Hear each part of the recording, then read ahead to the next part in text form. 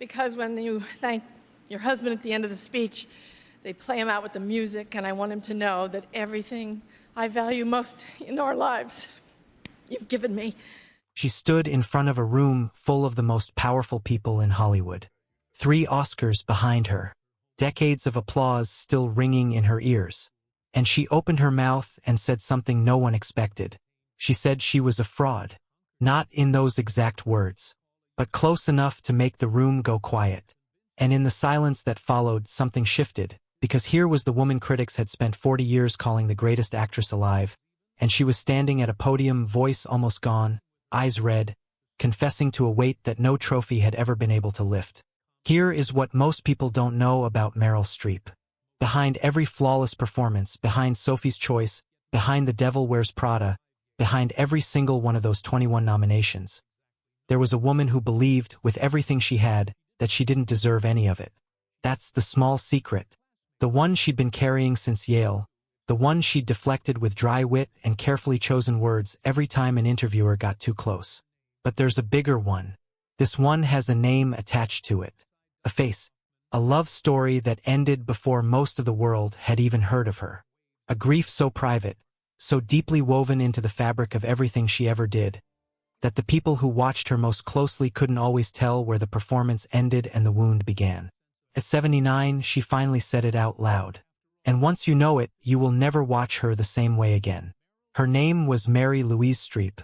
She was born in Summit, New Jersey in 1949, which was, as far as anyone could tell, a perfectly ordinary place to grow up. Neat lawns, reliable winters, the kind of suburb that doesn't produce legends. Except, as it turned out, this one did. Even as a child, there was something unsettling about the way she watched people. Not unsettling in a dark way, just precise. She memorized songs after a single listen. She studied how her mother held a coffee cup when she was worried. She filed away the particular way her teacher's voice changed when she was pretending not to be angry. She was building a catalog without knowing it, storing observations the way some children store baseball cards or seashells, except what she was collecting was human truth. The kind of thing you can only use later on a stage, when you need to make a stranger believe you've lived something you haven't. By high school, she wasn't just the smart girl or the talented girl. She was the girl who stepped onto a stage and made the back row forget they were sitting in a school gymnasium. Her drama teacher, a man not known for generosity, once stopped a rehearsal mid-scene and just watched. He didn't explain why. He just watched. That kind of attention does one of 2 things to a young person. It either feeds the talent, or it crushes it under the weight of expectation. For Meryl, it did something more complicated. It gave her a hunger and a terror that would never fully leave her. Yale School of Drama was not a place that praised you. It was a place that broke you open to see what was inside. The program had a reputation for producing extraordinary actors by first making them doubt everything they thought they knew. Long days, brutal notes delivered by professors who had no interest in protecting feelings. Peers who were themselves frighteningly gifted, who made the air in every rehearsal room feel competitive in a way that had no off switch. She thrived in it and suffered in it at the same time, which was maybe the only honest way to survive a place like that. Professors who had spent 20 years training the best young actors in the country found themselves watching her with something they couldn't quite categorize. She could play a woman twice her age and you'd believe it completely. She could find the truth inside a character who had nothing in common with her and make it feel autobiographical. Her technique was invisible, which is the hardest thing of all to achieve, because when you can see the technique, the illusion collapses. With Meryl, there was no seam. One classmate later described acting alongside her as like trying to have a conversation with someone who was more awake than you. By the mid-1970s, she had moved to New York, and the theater world received her the way it receives rare things, quietly, with a kind of reverence that doesn't need to announce itself. Critics who were slow to love anyone were writing her name in their notebooks. Hollywood, however, was slower. The film industry had always run on a particular idea of what a star was supposed to look like, sound like, inhabit. Meryl Streep didn't fit neatly into any of those templates. Brilliant, yes. Transformative, yes. But the screen was a different beast, and nobody was entirely sure yet whether her particular genius would survive the translation from stage to camera. Then 1979 arrived, and a film called Kramer vs. Kramer settled the question for good. She played Joanna, a woman leaving a marriage, leaving a child, then spending the rest of the film trying to live with what that decision meant. It was a supporting role on paper. On screen, it was the whole movie. Audiences didn't watch Meryl Streep. They watched a woman they recognized. Someone making an impossible choice in real time and bleeding for it. Not performing the bleeding, but actually visibly doing it. The Academy gave her the Oscar. Hollywood gave her the crown. What they didn't give her was the truth of what it cost her to make it. There is a particular kind of suffering that nobody talks about. The kind that comes with being called the best. Because once someone puts that label on you, every single thing you do afterward becomes a referendum on whether they were right. Every performance is either confirmation or cracks. Every choice is either proof or exposure. And Meryl Streep, the woman who would eventually hold more Oscar nominations than anyone in the history of the Academy, understood this weight with an intimacy that most people who called her the greatest would have found shocking. She has talked about it in interviews over the years, in fragments, in the careful way people discuss something they have mostly learned to live with but never fully resolved. How a new script arriving on her desk didn't feel like an opportunity. Felt like a test she hadn't studied for. How her first thought, reading a part she'd been offered, was never what can I do with this, it was what if I ruin it. She turned down roles. Not because the work wasn't worthy of her. Because, in her private judgment, she wasn't worthy of the work.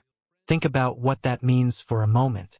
Some of the most celebrated films of their respective eras had Meryl Streep's name on the shortlist, and she passed on them, not from arrogance, not from overcommitment, but from the specific paralysis of someone who was afraid of what public failure would mean. In rehearsal rooms, while other actors celebrated blocking runs and congratulated themselves on remembered lines, Meryl was dissecting single syllables. Was that pause the right length? Did that glance reveal too much? Not enough. She could spend an hour on 2 seconds of silence, trying to find the thing underneath the thing, and then the thing underneath that. Her friends found it exhausting to witness and a little heartbreaking. Because from the outside, it was obvious she was extraordinary. From the inside, she seemed genuinely unable to accept it. After Kramer vs. Kramer, the title began following her everywhere. Greatest actress alive. She has described that phrase as one of the more relentless pressures of her professional life. Because if you are the greatest, there is nowhere to go but backward. Every performance becomes a potential exposure. Every choice is potentially the one that finally proves you are not what they thought. She joked about it the way she joked about most things that cost her something real. After 20 nominations, she once said, "People are probably starting to wonder if the Academy just feels sorry for me." It got a laugh. It always got a laugh. But she wasn't entirely joking. The doubt was real. And it ran deeper than insecurity about her talent, because there was something underneath it that had nothing to do with acting at all. There is a story Meryl has told more than once, and every time she tells it, there is a specific quality in her voice. Not bitterness exactly. Something older than bitterness. Something that has had time to become almost philosophical, even as its edges never fully soften. She was early in her career, brought into a room to meet a producer. His son had seen her on stage and was excited about her. She walked in, young, gifted, already carrying within her the talent that would rewrite Hollywood's record books. And the producer looked her over and said to his son, in Italian, apparently not knowing she spoke it, "Why do you bring me this ugly thing?" She understood every word. She smiled, and she left. That was the Hollywood of the 1970s for women. Not just for ordinary women trying to navigate an industry built by and for men, for Meryl Streep, who was already extraordinary, who already had critics writing her name with reverence. Even she got reduced to an appearance in a single glance. Even she got looked through. Casting directors who decided what she was before she opened her mouth. Directors who spoke to her as though she were furniture that had been placed in the wrong position. Producers who looked at the blonde hair and the delicate features and made their calculations before the audition had properly begun.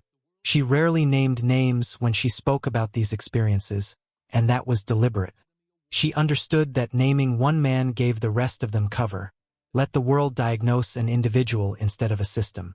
So she talked about the culture instead, about the architecture of an industry that had been built to diminish women and had learned to dress that diminishment up as taste.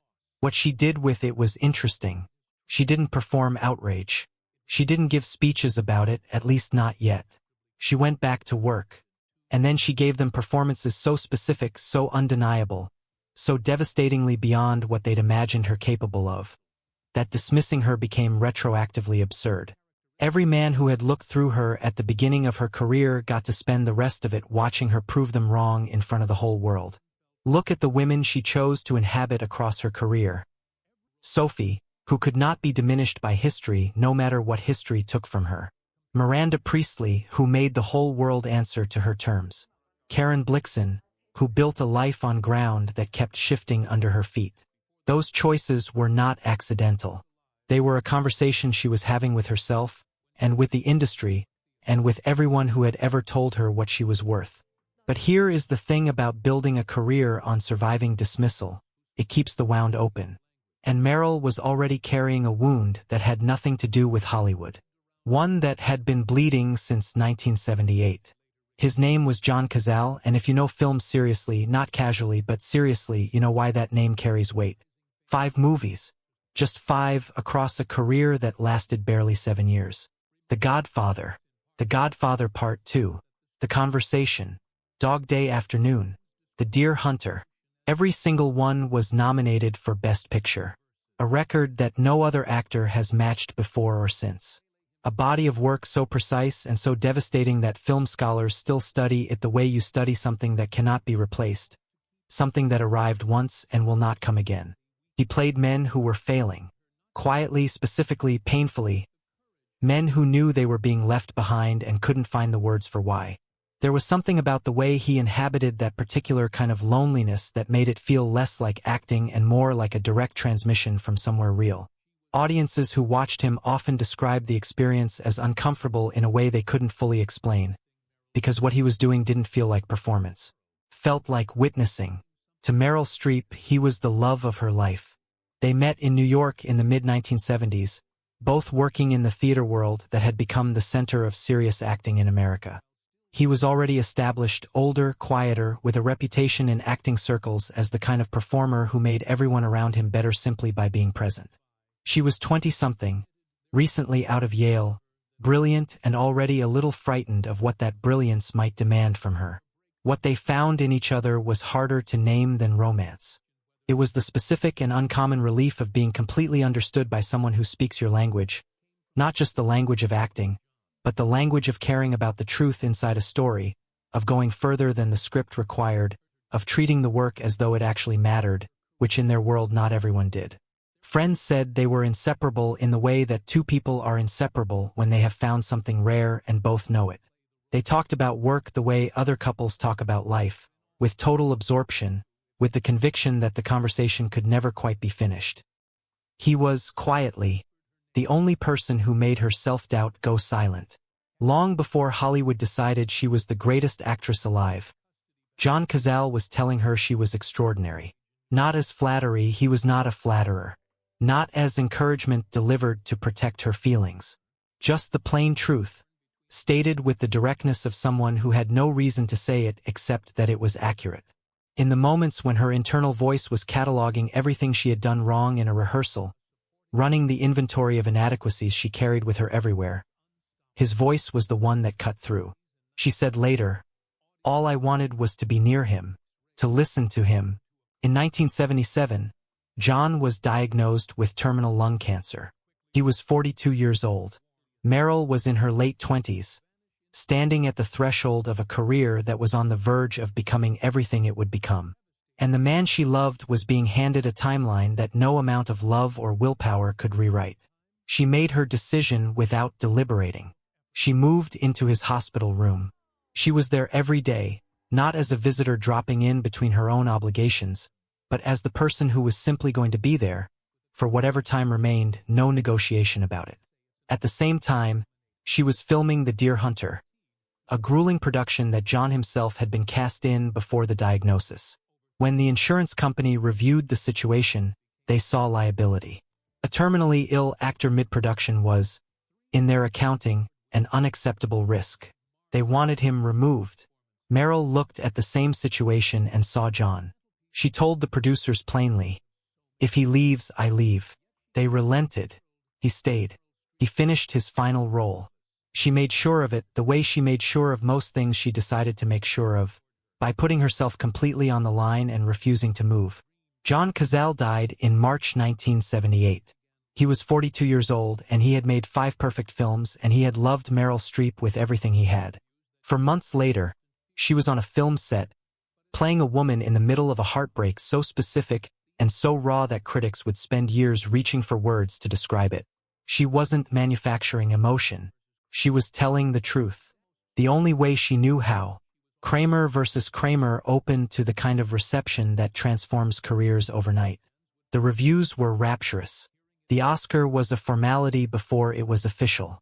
The world decided, collectively, that Meryl Streep was something new, a category unto herself, a standard against which everything else would now be measured. She smiled on red carpets. She gave gracious speeches. She was becoming what Hollywood needed her to be, and she was doing all of it while still inside the first year of grief.